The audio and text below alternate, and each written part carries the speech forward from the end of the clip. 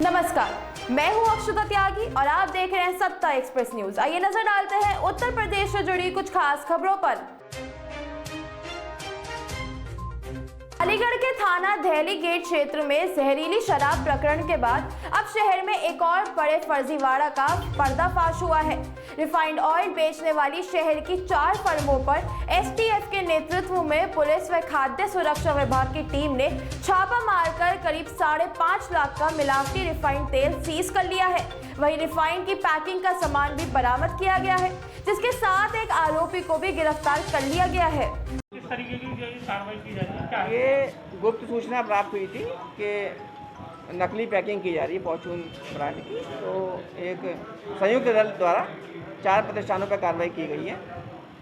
गौरव traders जामाजी पेंच, Bhagwati enterprises जामाजी पेंच और Tirupati Balaji trading company जामाजी पेंच और मोरनी वाले पेंच पे एक फर्म है जगन्नाथ ट्रेडिंग कंपनी। यहाँ एक सैंपल हुआ है सोयाबीन रिफाइंड तेल का।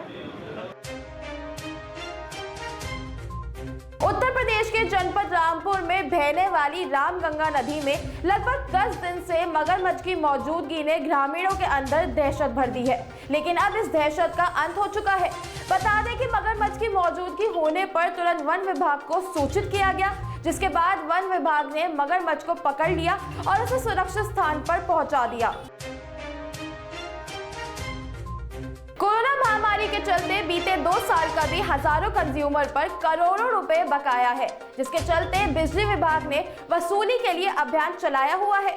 बता दें कि कई कंज्यूमरों ने बिल जमा नहीं कराए हैं, जिसके चलते अब उनका कनेक्शन काटे जा रहे हैं। वहीं नोएडा जोन में 24,000 कंज्यूमर हैं, जिनका करीब 54 करोड़ रुपए बिल बकाया है, जिसकी रिकवरी के लिए बिजली विभाग की तरफ से आरसी जारी कर कनेक्शन काटे जा रहे हैं। अधिकारियों का कहना है कि जिन बकायेदारों पर 10,000 से अधिक का बिल पेंडिंग है, उन्हीं के खिलाफ ये कार्रवाई की जा रही है।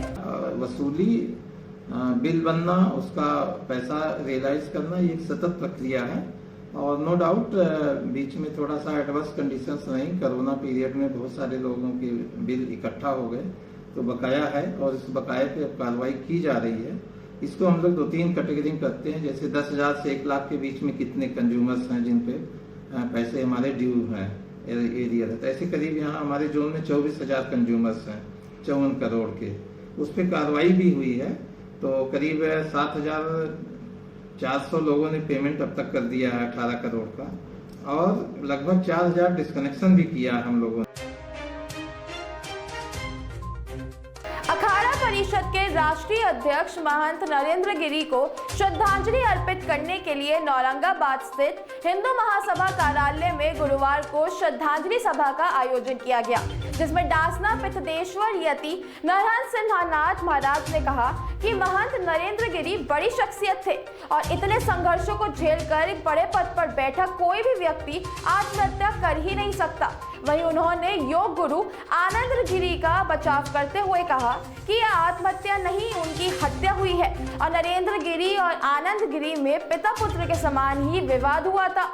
महंत नरेंद्र गिरी की सुसाइड में योग गुरु आनंद गिरी का कोई भी इन्वॉल्वमेंट नहीं है। कोई इन्वॉल्वमेंट इसमें नहीं लगता। पहली बात तो ये सुसाइड है ही नहीं, और जब ये सुसाइड नहीं है तो आनंद गिरी का इसमें कोई इन्वॉल्वमेंट नहीं है। मैं नहीं मानता, मैं ये बिल्कुल नहीं मानता।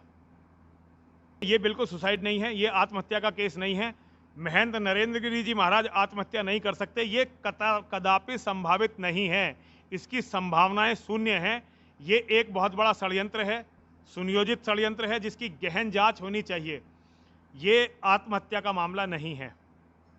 निश्चित तौर पर कहीं ना कहीं संपत्ति, धन, इसको लेकर के जो विवाद है, उसी का परिणाम स्वरूप जो है हमारे सामने ये है कि हमारे महंत जी हमारे बीच में नहीं रहे। लेकिन ये कहीं ना कहीं जो अखाड़े हैं, ये संतों के ना बन करके राजनीतिक अखाड़े बन गए हैं। और राजनीति का जहाँ पर आज के परिप्रेक्ष्य वाली राजनीति जहाँ पर घुस जाती है, वहाँ पर ये सब होना तो मतलब स्वाभाविक है, क्योंकि वहाँ पर नेताओं को जमीन चाहिए। उत्तर प्रदेश के सिद्धार्थ नगर में आज केंद्रीय मंत्री धर्मेंद्र प्रधान ने केंद्रीय विद्यालय का फीता काटकर उद्घाटन किया, जिसके बाद उन्होंने कंपोजिट प्राथमिक विद्यालय में वृक्षारोपण और पोषण पोषण माह के कार्यक्रम में भी भाग लिया, जहां उन्होंने एक बच्चे के टिफिन से खाना खाया। उनका कहना है कि जहां सब कहते हैं कि सरकारी विद्यालयों में पोषण खाना नहीं मिलता, इसका ये प्रमाण है जहां बच्चे आपस में एक दूसरे को खाना देते हुए दिख रहे हैं। आज इस जिले की, सिद्धार्थनगर जिले की जो एक अस्थायी भवन में केंद्रीय विद्यालय चल रहा था, राज्य शासन की 5 एकड़ जमीन उपलब्धि के उपरांत 20 करोड़ रुपया खर्चा करके 1 से 12वीं तक आज तो एक सेक्शन खुली है, आज एक सेक्शन खुली है।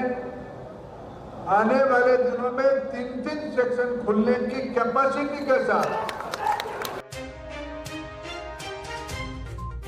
उत्तर प्रदेश से जुड़ी कुछ खास खबरों में फिलहाल इतना ही। देखते रहिए सत्ता एक्सप्रेस न्यूज।